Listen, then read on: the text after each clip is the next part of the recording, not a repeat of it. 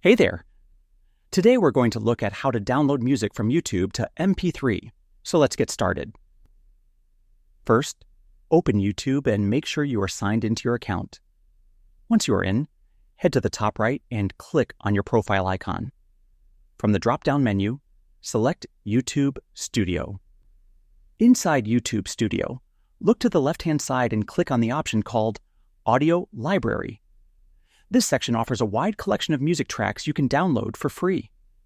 These tracks are available for use in your videos, and they are safe to use even when monetizing content. You can preview each track by clicking the play button on the left. When you find one you like, simply move to the right side of the track and click the download button. The file will start downloading instantly. Once the download is complete, you can locate the music file either directly in your browser's download manager or by opening your File Explorer and checking the Downloads folder. From there, you can move or use the music file as needed, and that wraps it up. Appreciate you watching. See you in the next one.